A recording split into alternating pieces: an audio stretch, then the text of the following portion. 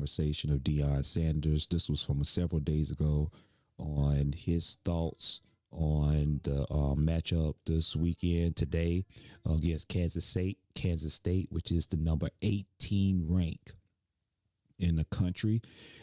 I have high hopes for them for today. I believe they have an opportunity to win this game. I believe it is going to be a good parameter to see where they're at to go against a ranked team. And let's kind of get into what Deion Sanders, Coach Prime Deion Sanders, had to say, and as I give you my reactions on his thoughts on today's game tonight at 10:15 p.m. Eastern Standard Time. Appreciation, respect, and forgiveness. Last week, being one of my favorites, students of the week, biomedical engineering, which is unbelievable, Destin Wade, ethnic studies. This week is Khalil Benson, sociology, and Charlie Arpidal, as usual, developmental biology. TV with Arizona game announced for Fox. That gives us 6 games on network television this season. Through 5 games, we're number 2 nationally. Most viewership with 21.5 viewers. We're the only team through week 5 in the top 5 games of every week. Defensive buffs, giving up just 7 points in the third quarter this season and just 5.2 points per game in the second half. CU is one of the 6 teams in the nation that has not allowed 100-yard rusher or receiver this season after allowing 14 last year. Good Lord, Jesus. God, that is staggering. PFF grades, Sammy, BJ, Arden, all rank in the top 10 in the Big 12, which I don't know what PFF really is. I don't know who really looks at it. Nikhil Green ranked second. I don't know what I'm not going to even bore you with that. Jordan Seaton named to the On 3, which is one of the publications that's not one of my favorites. He's a freshman All-American team. Micah leads all true freshmen with 3 rushing touchdowns. I thought we don't recruit guys out of high school. My bad. Shador named to midseason. I'm not going to do that because you're going to say I'm talking about my son. Travis, not going to do that because he's just like my son. Anyway, glad to be here. Great walk. Campus is beautiful. Hospitality is great when you're winning. We all know that. But love where we are. But we're not comfortable by any means. Let's go. Ladies first.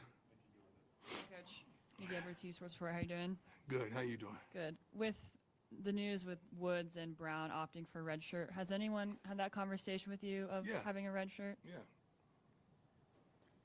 Could you say specifically who? Several guys. You got to understand it. I understand it and I always want what's best for the kids. I really do. Like, that's their prerogative. But, it kind of puts us in a situation because now is there a question, are you redshirting for us or are you redshirting for you?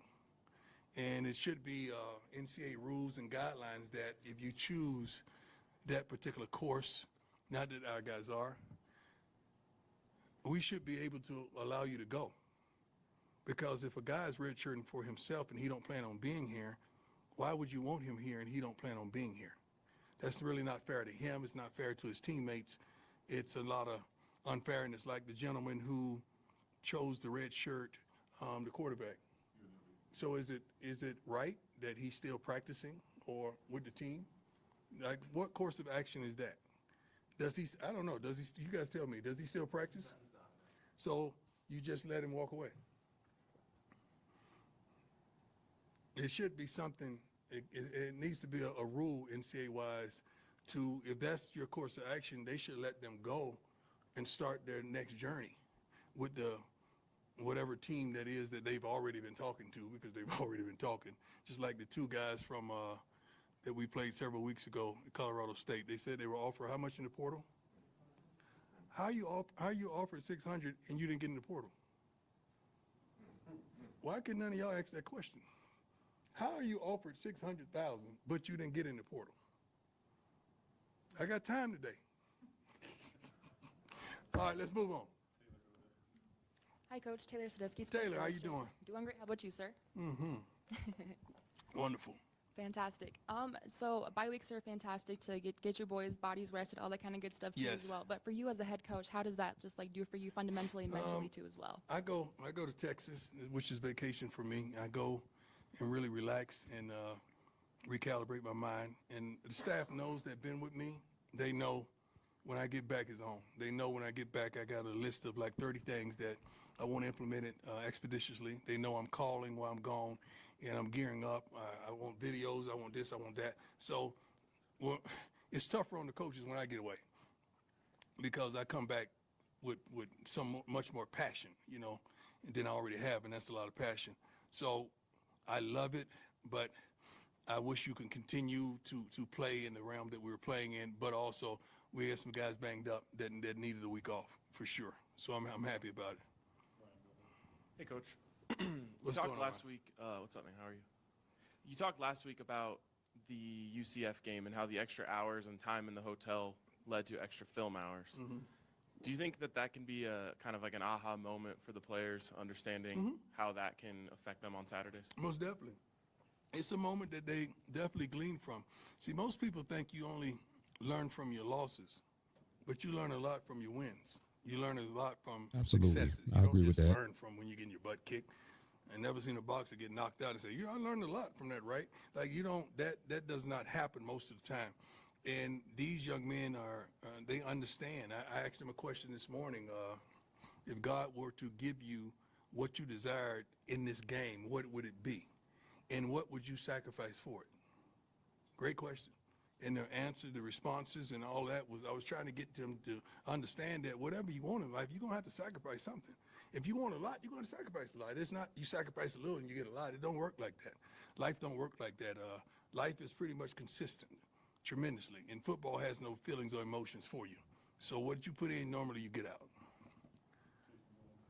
Hey, Coach. Good morning. How you doing, sir? Jason Jones, Sports Illustrated.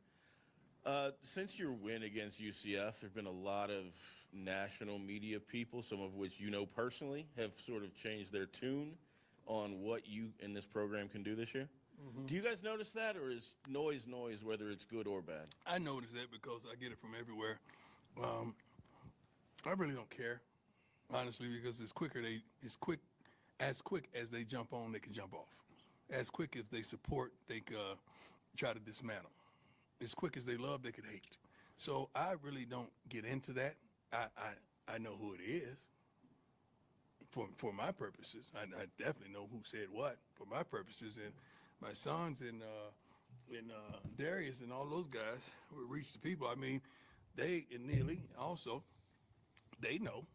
They keep me abreast of what time it is, so I know what's what. But as far as the young men, I just don't want them to believe that they arrived. All this hoopla about Jordan Seaton, I say, Jordan, a couple plays they could have had you right there. Our DBs, if they had threw the ball right there, they had us. So don't believe that foolishness. Work on your game and work on your craft. Be the best you could be, but don't believe the hype whatsoever. Let's keep our heads down and stay locked in.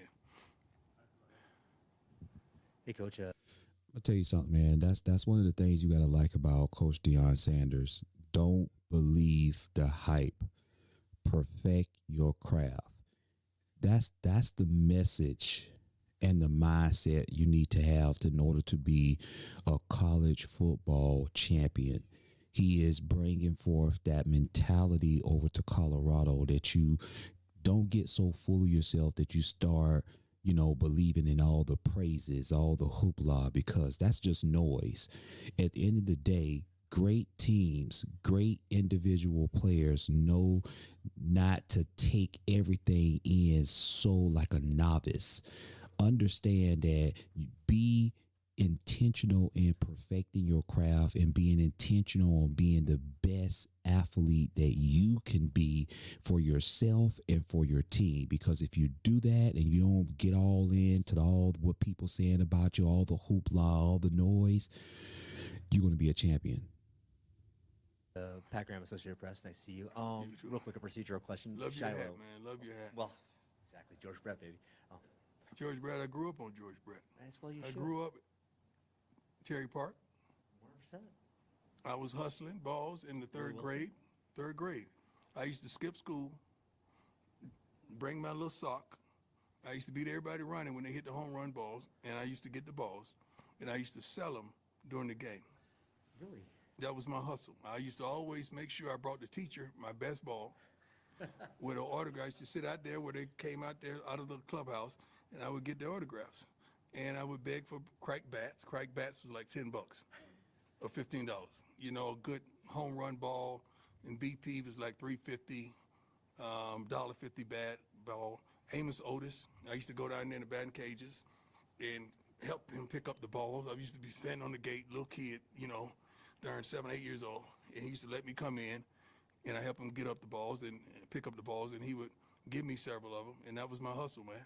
So George Brett, Amos Otis, Willie Wilson, all those guys was my guy. And to top the story off, I was drafted by the Kansas City Royals out of high school.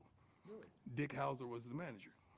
Dick Hauser is the one, the late, great Dick Hauser was the one that said, son, if you're good enough for us to draft you right now, I hear you're a pretty good football player. I would go to college and we'll draft you again. And that's why I went and played football, because they offered me a substantial amount of money, even though I wasn't an early round pick. But it was a lot of money from a kid that grew up 2 miles from the place in the hood. So that's my story about the Royals. You and Bo Jackson have been perfect. Hey, man. I don't think they'd let that happen, but Hey, you, Shiloh. What's the update? he's on- ready. Shiloh's ready. He's practicing. He's full go. Has a rubber cast on. He's doing his thing. I can't wait to see him back there, because he and One thing about it, I am excited that Shiloh Sanders is back playing. I believe it is astounding to see that brother come back and playing. I believe it's going to uplift his teams.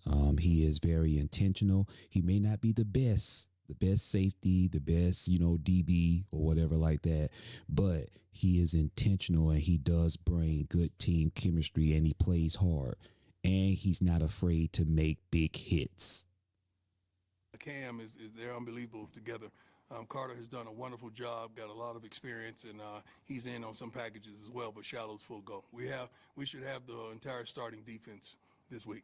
And then to kind of piggyback off his question. Yes, sir.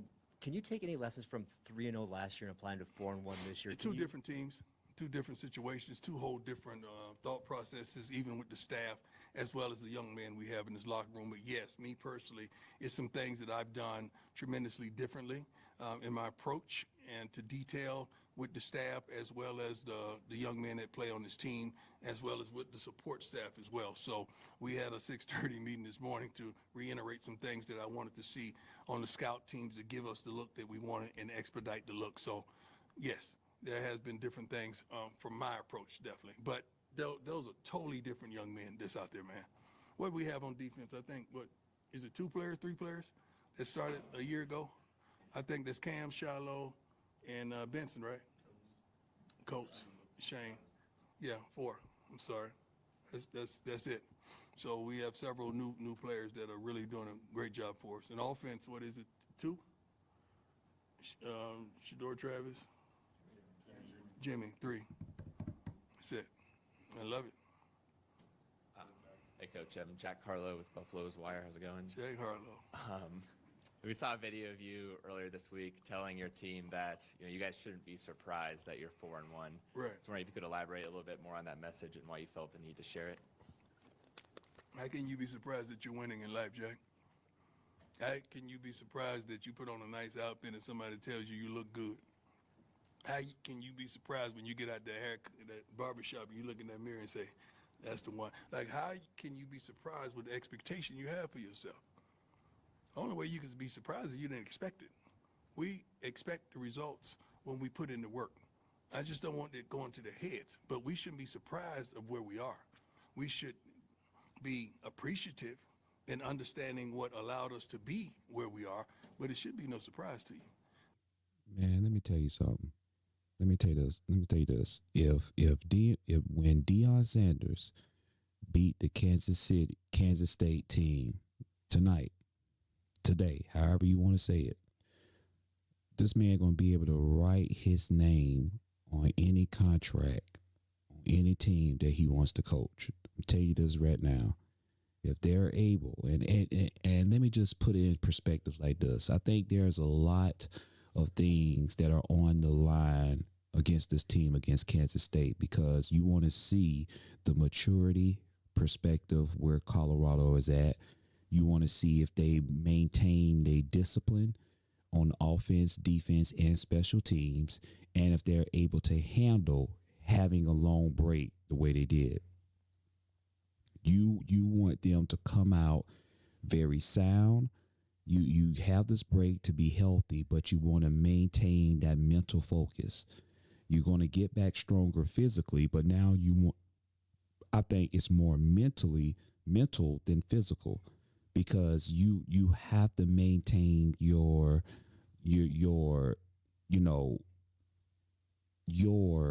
mentality of being able to execute out on the field, knowing where you're supposed to be at, not making silly penalties, and being able to handle yourself mentally and physically to still play at a very high level. If they're able to do those things and execute their game plan, they will win this game against Kansas State. They're playing at home. You don't want Kansas State to come out with too much momentum, because that's going to kill the crowd. You need the crowd to stay into the game, to give you that mentality, to give you that motivation. But you should already be motivated, because you've already had several weeks of rest. You already had several weeks of good teaching, good preparation. Your coach is Deion Sanders. Your coach is Deion Sanders, who is a master in motivating you and inspiring you to want to be great. Like he's saying, that should be already the expectations. But the key caveat on what Coach Prime said is that if you put in the work, then the expectation should already be that it's going to produce wins. So when it's a surprise, you get kind of discombobulated, and you kind of take things wrong, instead of really looking at it and dissecting why you are where you are.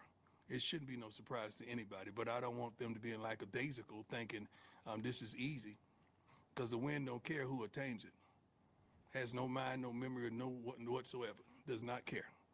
So it might as well be us if it has no care and no feelings for it.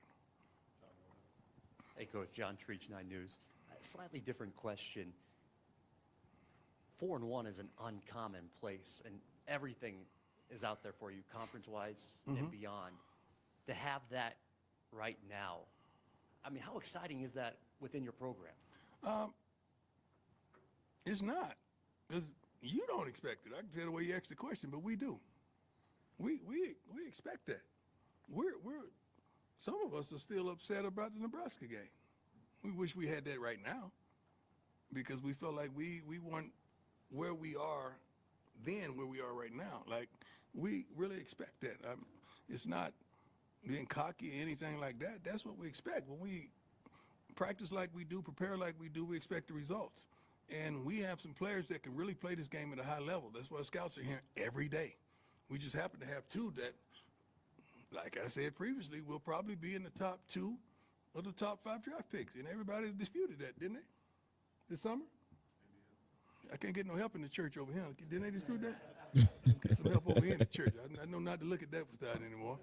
They disputed that. Hey, he don't know what he's talking about. Now, it is what it is. You start seeing this stuff become a reality. It's real. We didn't speak it into existence. We know what we see. I know this game. You got to give me some kind of credit for knowing this game of football.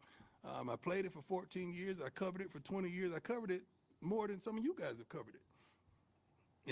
And I know television, I know this game, I know people, I know management, I know what my expectation is. I know how this thing is supposed to look.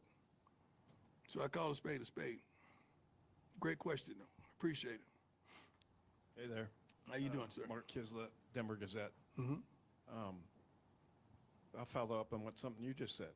You have 3 of the top 10 players in college football, and Travis is 2 of them. And that's well said. So now I'm going to go beyond that. We've seen from Travis things that we've seldom seen in college football. True. We saw from you in baseball and football things we seldom have seen from an athlete. Is Travis more talented as an athlete than you were? It's not me against Travis. I had my turn, man. I'm not a doorknob anymore. You can't just turn me on and off for like a light switch anymore. I don't do that. Travis is everything. It's his turn now. I want him to have all the accolades, all the praise, all the love, all the attention, all the focus that he desires. I've had my turn. I'm that old boxing coach in the corner that says left, right, hit him right here. All right, come on up to the corner. Let me tell you that's who I am right now. I've had my turn. It's not me against him. Do you see some of your I see similarities in certain areas, especially away from the game. Especially his demeanor away from the game. I absolutely love it, and I love who he is in the game. We don't smoke, we don't drink, we're not profane. Travis is a really, really, really good young man. A really good young man. Contrary to what you may think, and this is not a shot at any other program, and God forbid that it transpires, but our kids ain't getting in trouble, man. We got some good young men in this locker room, and I think they should be applauded, regardless of what you say or think about them, regardless of how they perform or how they don't perform this week. They get it right and perform the next week, and they're not getting into trouble. And guess what? The GPAs are tremendous. I just checked them and got on a couple of their butts, but they're doing a great job, and I'm proud of them. I'm proud of the coaches, and I'm proud of the academic team for the standard that they've set. And we are on our way to where we're headed. And I love the direction. I truly do. Tremendously. Not talking about any other college. Just talking about us. I don't need to step on somebody for us to look taller. Never done that when I played, and I won't do it now. Coach Prime, speaking of one of those young men, Nakai Hill-Green, just how would you describe his impact, on the field, but as a leader for this team as well? We have a plethora of leaders on that defensive side of the ball, which is a good thing. He's one of them. I cannot praise him without praising Bentley as well. Those guys is like they have a silent competition amongst one another to see who gets to the ball the quickest, to see who racks up the most tackles. Those guys are at it. Both of them are a little banged up, but guess what? They fight through it at practice. I try to give them days off, and they still want to work. So his impact on this defense is tremendous. I love the tone. I love the temperament, the aggressiveness, the physicality. I love what he brings to the table, as well as the intellect and insight. Hey, Coach. Brian Howell from Boulder. What's going on? I have a question and a follow, but you mentioned you guys are different now than Nebraska. It does seem like you guys are different from starting when you came out of halftime at Nebraska. How much joy do you get seeing this team kind of growing in confidence from that point to where you're at now? Tremendous, because I've seen it well before, and I know coaches get upset because coaches and parents get upset because we know your capabilities. We know what you have inside of you, and we just want you to live out your purpose and what you should be doing. That's why parents get upset with some of y'all in here, and I get upset with some of my kids because of the same darn thing. Coaches are the same way. We're really parenting a football player out there on the field, and just to see them come into their own, just to see them execute the assignments, just to see them want it, just to see them call team meetings on their own and come out here on the practice field and work on their own without us, shoot, that's what you want. I mean, that's the kind of guys that you wanted to gather and call it the team. Those are the type of young men, and those are the men that we have. And yeah, we had to get rid of some luggage because, we had a limited time to go shopping. And I do mean shopping. And it's unfortunate that's what we do now in college football. Even with guys out of high school, you shopping, and you hope that this outfit look good on you. But sometimes it don't when it gets in the light. So it's a good thing. We're happy where we are, but we're a long way from where we want to be. Just a quick follow-up to that. With the bye, did you worry at all that a bye would kind of kill some momentum, or do you think this team came back eager to let's keep going? Worry and faith can't live together. I'm a man of faith, not a man of worry. Hey, Coach, Rylan Scholes from Ralphie Report. You have the opportunity to play against one of the big contributors last year and a person you've known for a long time in Dylan Edwards. What is it going to be like to face off against Dylan as an opponent? They changed their name to the Dylan Edwards? That's what the team is called now, the Dylan Edwardses? We ain't playing against Dylan Edwards. We playing against a darn good football team, man. Dylan just happened to be on their team. I love the young man. I love him to life. I really do. everybody who leaves here in the right manner, as well as just leave, period, I want them to be successful. I have never wished wrongful or bad things on any young man or woman in my life or any of you all. I want you to be successful, and I want you to find your purpose. If you find your purpose and you understand what it is, you won't hate on me. You won't hate on your neighbor, your friend, or your family member. So Dylan made a tremendous choice for he and his family, and I support that 100%. I just hate when guys make those decisions and they leave and they shoot back at us. If you going where you're going, you don't shoot back because you're so focused on where you're headed. You ain't got time to turn around and shoot back. So I thank him for not being that guy. And we had some great moments, and he's going to have many more great moments. So I'm proud of him. I just don't want him to perform well against us, but I want him to perform well against every other team. I really do. Thanks, Coach. Thank you. God bless you all. There you have it. And just in my closing, in my conclusion, I just want to say, man, that Coach Prime is prepped up and ready for tonight's game. I'm excited to watch this game tonight. I know that he's going to have his team ready. He already has done his part. He's done his part with him and his assistant coaches in putting in the time and the effort that is needed to prepare your team. My hope is that the Colorado Buffaloes do not make mental mistakes, that they do not put themselves behind the eight ball where they have so many penalties where you're taking yourself out the football game. My hope is that the offensive line continue to protect Deion Sanders. My hope is that Travis Hunter continue to be explosive on the offense and defensive side of the ball and that he does not get hurt. I want everybody to stay healthy. My hope is that I want to make sure that you keep protecting Coach Prime and Deion Sanders and his football team, because there are some haters out there that want to see him fail just because of who he is. Isn't that sad? Isn't that sad that you have people that's wishing on your downfall because of who you are? That's a message for today.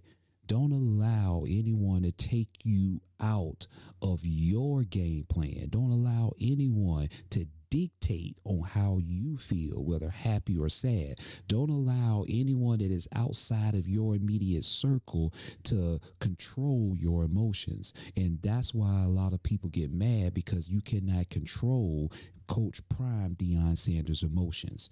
He's at the 303. He is turning around that program. He is turning around the Colorado Buffaloes organization. 'Tis the reason why you have the general manager, the president of Colorado, that wants to make sure that Deion Sanders is in this thing for the long run. But deep down inside, they understand that what he's doing is part of his purpose, and he's already turning around this program. And it's quite naturally when you turn around a program from ground zero to now you're getting up there where you are competing at a high level and you're winning ball games. You already won 4 games right now. 4 games. You're already 4-1. So you have so much to be elevated on, because you are changing the mindset of people. And that's not just people that's already your supporters, but that's your haters. They're very quiet right now. They're very quiet because they understand what Coach Prime is already doing. And they're quiet, but that doesn't mean that they're quiet in the background. They're waiting for him to fail. They're waiting for him to lose. But right here, we're a supporter of Coach Prime, man, and wish you nothing but the best. And we'll be right there to watch you as you win against Kansas State. Y'all let me know, man. Y'all let me know who y'all got tonight versus the Colorado Buffaloes versus the Kansas State. And y'all let me know who's going to win tonight. See you on the next video.